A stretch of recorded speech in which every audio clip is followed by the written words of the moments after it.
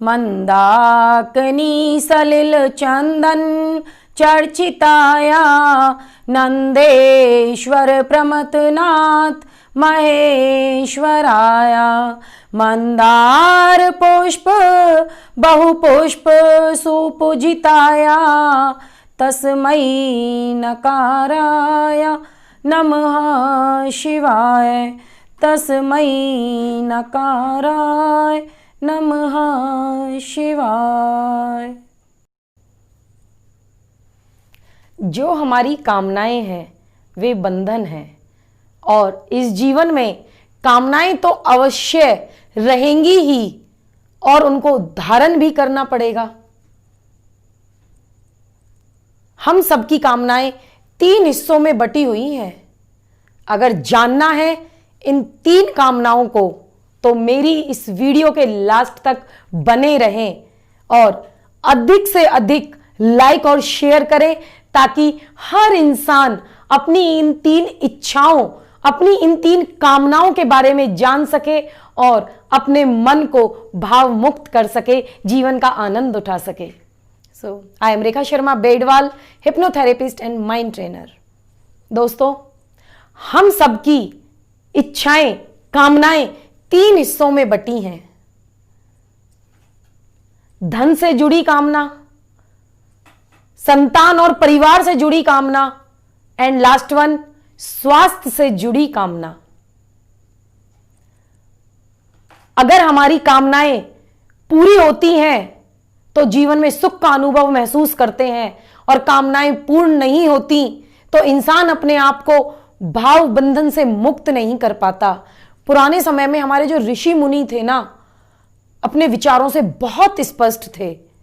इन सब कामनाओं की पूर्ति करने के बाद उन्होंने सुख का बड़े सुंदर तरीके से विवेचन किया है कि पहला सुख निरोगी काया, दूजा सुख घर में हो माया, तीजा सुख कुलवंती नारी, चौथा सुख पुत्र हो आज्ञाकारी, 5वां सुख स्वदेश में वासा, छठा सुख राज्य में आसा, और 7वां सुख संतोषी जीवन।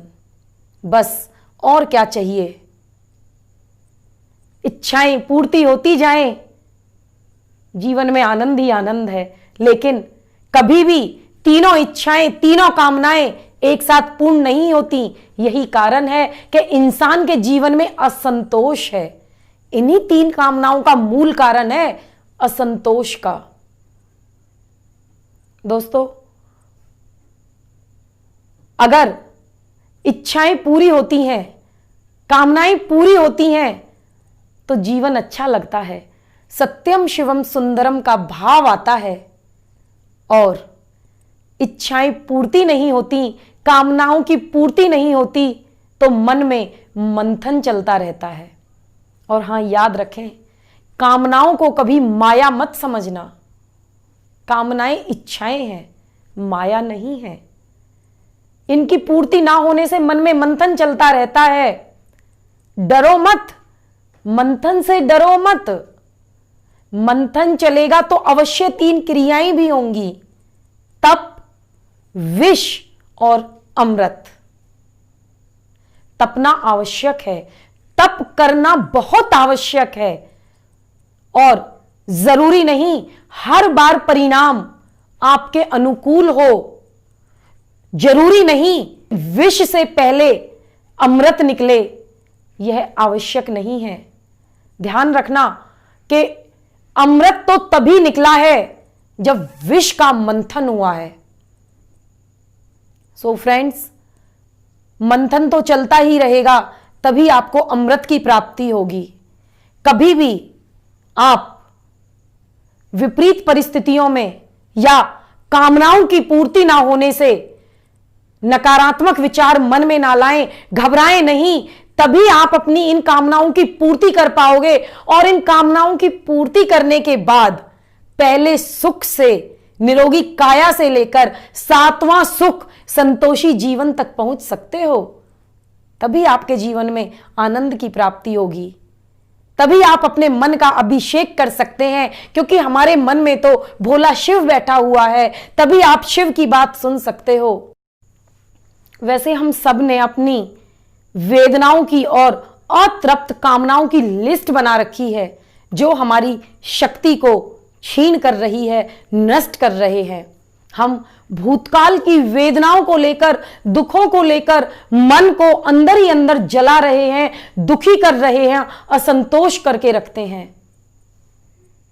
सो फ्रेंड्स, अगर अपने मन को असंतोष से छुटकारा दिलाना है तो हमें शक्ति के लिए तंत्र का जप करना होगा, हमें उसका तांत्रिक बनना होगा, क्योंकि हमारे शिव तंत्रेश्वर हैं, मंत्रेश्वर हैं, सिद्धेश्वर हैं, रसेश्वर हैं। तो शक्ति स्वयं ही हमारे मन में जागृत हो जाएगी और शिव का शक्ति से मिलन हो जाएगा।